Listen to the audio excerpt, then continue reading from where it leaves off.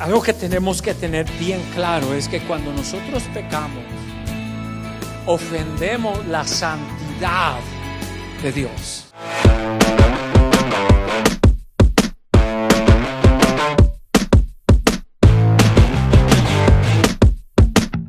Es que Dios es santo, Dios es perfecto, y el pecado del hombre es una ofensa a su santidad, a su perfección. No solamente es un quebrantamiento de la ley, sino es una ofensa a quien Dios es. Es exactamente lo que hace el pecado ante los ojos de Dios. Ofende la santidad, la perfección de quien es Él. Manchamos la santidad de Dios con nuestros actos pecaminosos.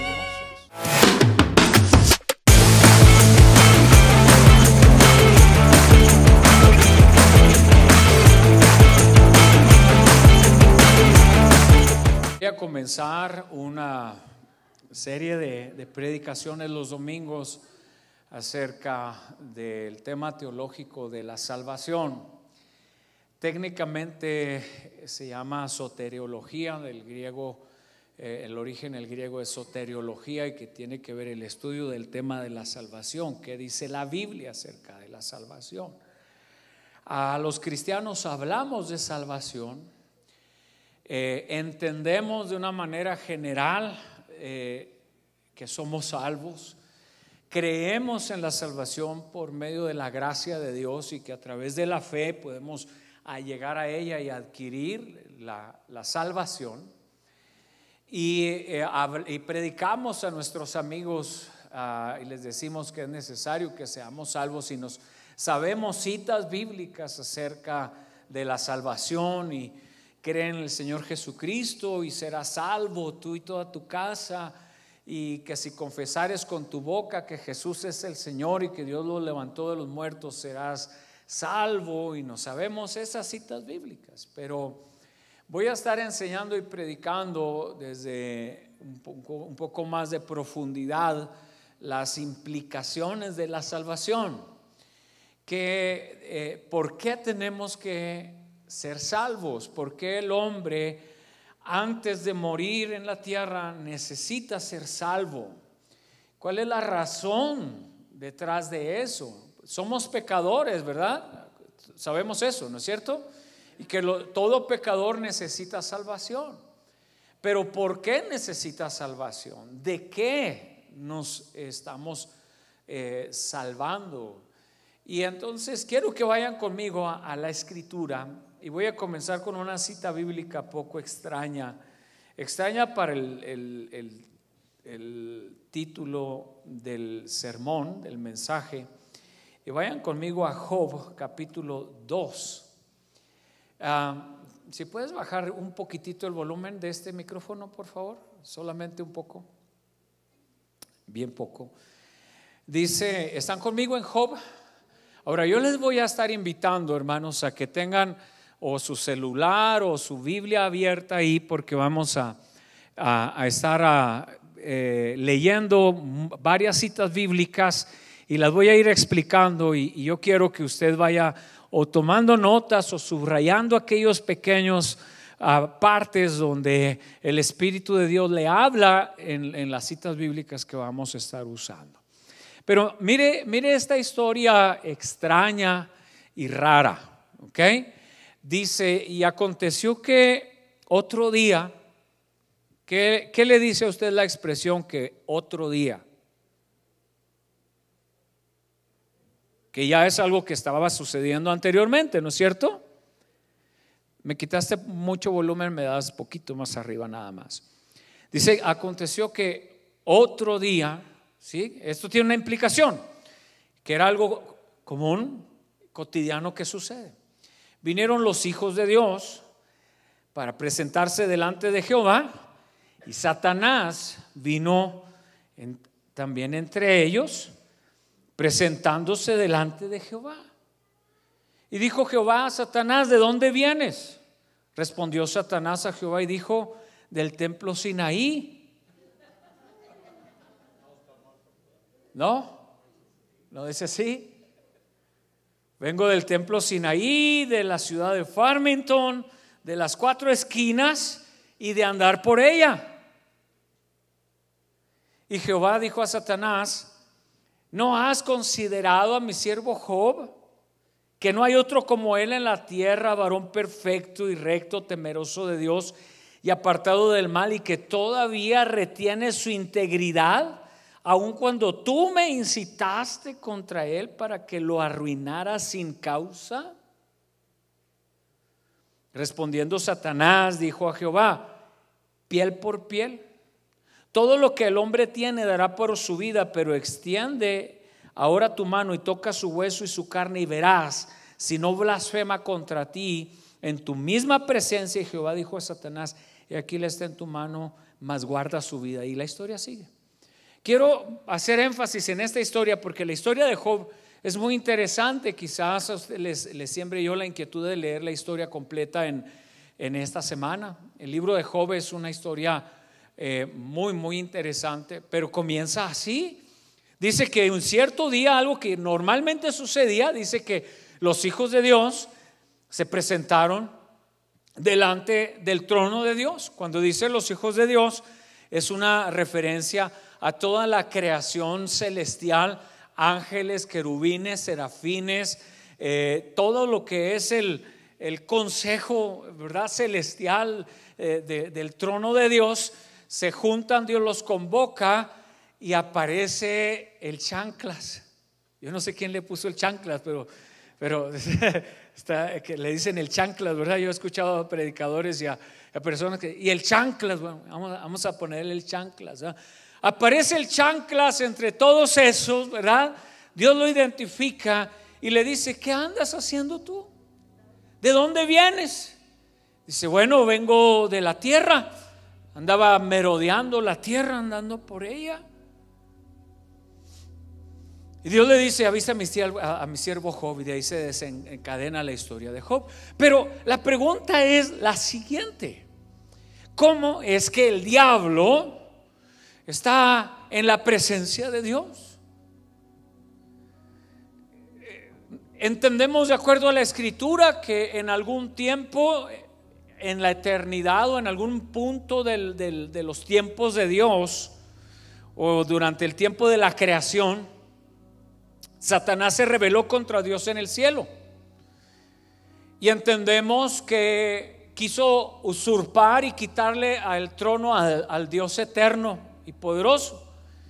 Y a consecuencia de eso, Dios, con una tercera parte de los ángeles que se unieron a Satanás para derrocar a Dios en el cielo, fueron arrojados del cielo, fueron sacados del cielo. Y a raíz de eso, la Biblia dice en Efesios que nosotros no tenemos lucha contra sangre y carne, sino contra principados y potestades, contra huestes espirituales que andan en los lugares celestiales, ¿verdad? En otras palabras, nos echaron al diablo y los demonios para acá, ¿sí? Y la Biblia dice que Satanás es el príncipe de este mundo. ¿Por qué hay maldad en el mundo? Consecuencia de Satanás, del príncipe de este mundo. ¿Por qué hay hambres? ¿Por qué hay muertes? ¿Por qué hay guerras? Consecuencia de que en el mundo gobierna Satanás. Bueno, y entonces, ¿qué lugar ocupa Dios? ¿Y cómo es que el Satanás, el diablo, el chanclas, como usted le quiera llamar, puede acceder al mismísimo trono de Dios, interactuar con Dios, hablar con Dios hasta el día de hoy? Porque la Biblia dice que tenemos un acusador delante de Dios. Tenemos delante de Dios un acusador. Miren, cuando usted y yo cometemos un delito, pero lo cometemos fuera de la jurisprudencia, de la autoridad de un gobierno, y nos movemos, digamos, cometimos un delito en Europa o cometimos un delito en Centroamérica, y la jurisprudencia de aquella autoridad nos puede llevar a la corte, nos puede llevar a un juicio, nos puede llevar a la cárcel porque quebrantamos las leyes de aquel país. ¿Me están escuchando? ¿Sí? Bien. Entonces, si nosotros no estamos presentes en el país, nos venimos a Estados Unidos, cometimos delitos allá, nuestros delitos fueron un agravio a la Constitución y a las leyes de aquel país, pero Estados Unidos no nos va a llevar a la corte, a juicios por delitos que cometimos en otro país. Existen entre los países lo que se llaman extradición, acuerdos de extradición, y si el delito es muy grave, aquel país donde se cometió el delito le puede pedir a Estados Unidos que nos arreste y luego nos procese para enviarnos de regreso a enfrentar la ley en aquel país. Pero Estados Unidos no puede hacer una corte, un juicio por los delitos que cometimos en otro país. Y esa es la razón por la que el diablo hasta el día de hoy tiene acceso al cielo, al trono de Dios el Padre, porque cuando nosotros los humanos quebrantamos la ley con pecado, la ley que estamos quebrantando no es la ley de los hombres, sino es la ley de los cielos.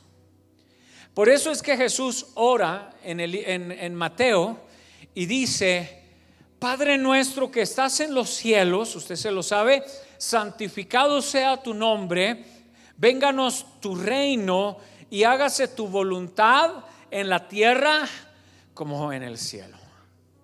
Entonces, cuando el hombre peca, el hombre quebranta la ley del reino de los cielos. No está quebrantando la ley de la tierra, por lo tanto no va a ser juzgado por delitos contra la ley de Dios en la tierra, sino que va a ser juzgado por quebrantar y violar los principios de la ley del reino de los cielos. Ahora, en términos de justicia, la ley, cuando hay un quebrantamiento de la ley, hay un juez, hay una ley, hay un fiscal. Aquí en Estados Unidos le dicen district attorney, ¿verdad? Y existe el acusado, el fiscal, el juez y la ley en la corte.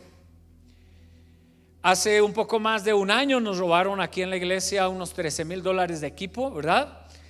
Y el hombre que se atrevió a hacer eso hoy todavía está en la cárcel. A mí me llegan las cartas de las actualizaciones de los procesos y he tenido que ir al juzgado, a la corte, a hacer declaraciones y a hacer todos los procesos legales por lo que él hizo, ¿verdad?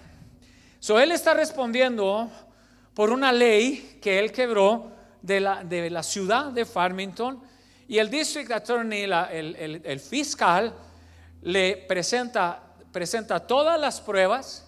Yo tuve que hacer una lista de todas las cosas que se robó y escribir, hacerle una lista con el modelo, el costo de las cosas, y si tenía fotografías, presentar fotografías, tomar fotografías del daño que hizo para entrar y los lugares donde los agarró, etcétera, etcétera.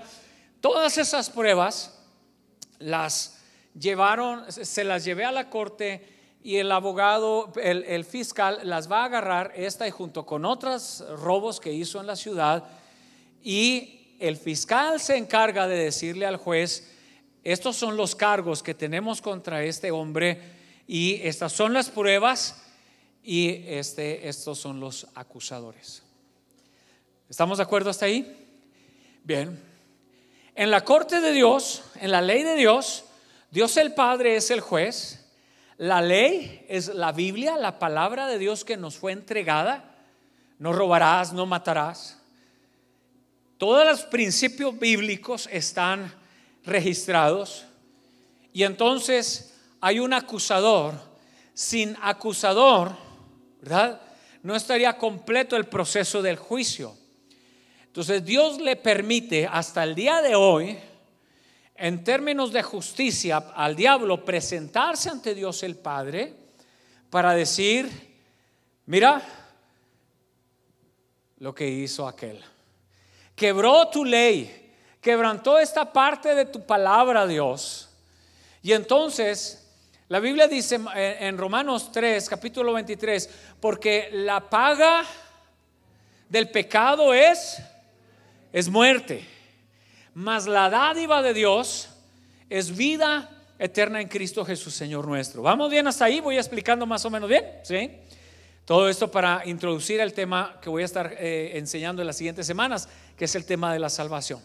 Entonces, la ley ha sido quebrantada, el juez está presente, el acusador nos lleva delante del Padre y dice: este es culpable, la paga del pecado es su muerte, muerte eterna. Y entonces que lo único que nos falta es el abogado, defensor, ¿verdad? Primera de Juan, capítulo 2, verso 1 en adelante, dice: hijitos míos, estas cosas os escribo para que no pequéis. Mas si alguno hubiese pecado, abogado, diga conmigo abogado, abogado tenemos ¿para quién? Para con el Padre. ¿Ante quién es nuestro abogado? Jesucristo. Ante el Padre. Entonces, el acusado somos nosotros, es el ser humano que ha fallado, que ha pecado. El acusador, el district attorney o el fiscal, es el diablo, que tiene acceso a la corte de Dios todavía. Ya lo vimos en Job capítulo 2, ¿sí?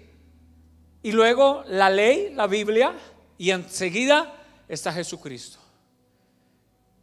El diablo acusa, el Padre sabe perfectamente que la ley ha sido quebrantada y somos culpables delante de Dios el Padre por quebrantar su ley.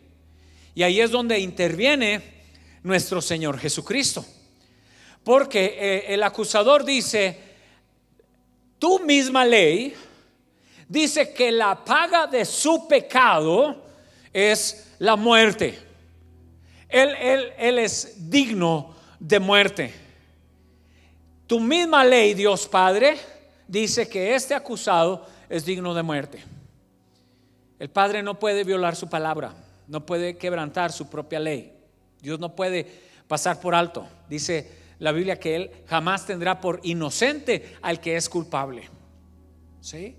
Pero ahí es donde interviene el Señor Jesucristo, porque dice: Padre, pido la palabra, vengo a defender a este pobre. El diablo tiene razón, el fiscal tiene razón. Este ser humano ha quebrantado tu ley, ha quebrantado la ley de Dios, ha quebrantado la palabra, ha ofendido tu santidad. Y es correcto, la paga de su pecado es muerte, pero yo morí en su lugar. Alguien da gloria a Dios por eso. Pero yo pagué el precio de su pecado, las consecuencias de todo lo que ha hecho, las consecuencias de su pasado, las consecuencias de todos sus errores. Yo pagué el precio, yo morí en la cruz del Calvario por él. Alguien da gloria a Dios por eso. Ahora, Dios el Padre sabe que la ley que dice que la paga del pecado es muerte, la ley ha sido satisfecha en la persona de su Hijo Jesucristo. Agarra el martillo de la justicia de Dios, golpea y dice: la deuda ha sido pagada, y nos declara inocentes. Jesucristo el abogado nos declara inocentes delante de Dios el Padre, porque Él murió en la cruz del Calvario en nuestro lugar por nuestro pecado. Por eso la Biblia dice: yo he venido para que tengan vida y la tengan ¿qué? En abundancia. Ahora, ¿por qué Dios está tan ofendido? ¿Por qué? Es que Dios ha determinado que la consecuencia del pecado del hombre es la muerte. ¿Y qué implica muerte? Bien, mire, ahí es donde entra lo que se conoce como la doctrina de la expiación. Expiar quiere decir como cubrir, como que Dios ha cubierto. La expiación, hermanos, tiene su origen en el amor de Dios por el ser humano. Es increíble entender el amor de Dios porque Dios nos creó para amarnos. Dios nos creó para amarnos, hermano, eso es hermoso. Pero Adán y Eva deciden traicionar el amor de Dios, comer del fruto prohibido, y con eso se quebranta la ley de Dios, pero el amor de Dios sigue presente por el ser humano. Su ley ha sido quebrantada, pero Dios nos sigue amando aquello que Él creó. Entonces Dios tiene que encontrar un acceso a su amor para el ser humano. ¿Hay alguien que dice amén? Y entonces Dios tiene que crear la ruta, el camino, para que el hombre pueda acceder de nuevo al amor de Dios. Porque aunque Dios nos ama, cuando el pecado está en la vida del ser humano, el hombre no tiene acceso al amor de Dios cuando el hombre no está en Jesucristo. ¿Están conmigo, hermanos, lo que estoy diciendo? Dios nos sigue amando, pero el pecado del ser humano le impide al ser humano acceder, llegar al amor a ese amor de Dios el Padre. Sabemos que Dios ama al pecador, sí, pero el hombre tiene restringido el acceso al amor de Dios el Padre si no está en Jesucristo. No porque Dios nos ama tenemos acceso al amor de Dios el Padre, porque el pecado de Adán, el pecado de Eva, el pecado de la humanidad nos ha cerrado la puerta para tener acceso al amor de Dios el Padre. Y entonces, hermanos, ¿cuál es la ofensa que el hombre hace a Dios cuando peca? ¿Cuál es la necesidad? ¿Dónde está la necesidad de la redención? De que primero, para acceder al amor del Padre, tengamos que hacerlo a través de Jesucristo. Mire,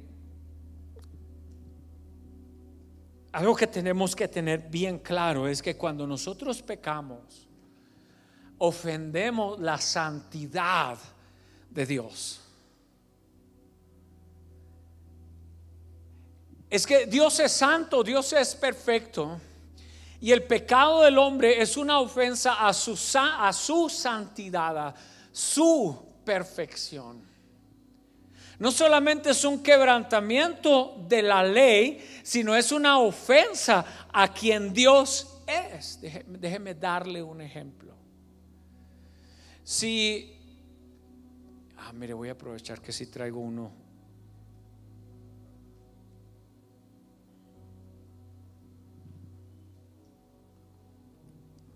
Qué presumido yo. A los de 20 no. Si yo dejo un billete de $100 ahí, si yo dejo un billete de $100 ahí y yo me distraigo y de repente prenden el aire y el billete se vuela y el billete cae por ahí, ¿verdad? Simple y sencillamente, y yo regreso y el billete no está.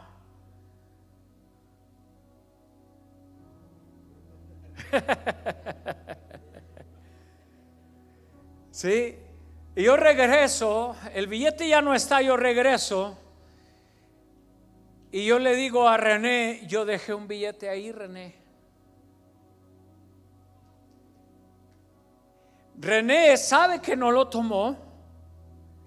René sabe, él sabe que él no es culpable, él no lo agarró, él no es, pero mi pregunta le ofende a él. Porque él sabe que él es un hombre honesto, él sabe que él no tomaría ese billete de $100 y entonces él se va a sentir ofendido por el simple hecho de que yo lo cuestione sobre el billete de $100 porque yo lo dejé ahí y el billete se desapareció. Porque estoy ofendiendo su integridad. Indirectamente estoy acusándolo de algo. Es exactamente lo que hace el pecado ante los ojos de Dios. Ofende la santidad, la perfección de quien es Él. Manchamos la santidad de Dios con nuestros actos pecaminosos. Y Dios no tolera, Dios no va a permitir que su honra sea manchada. Existe una ley, existen mandamientos, existe su palabra. Y Dios dice, mira, en estos términos es en los que tú y yo nos vamos a entender y comprender.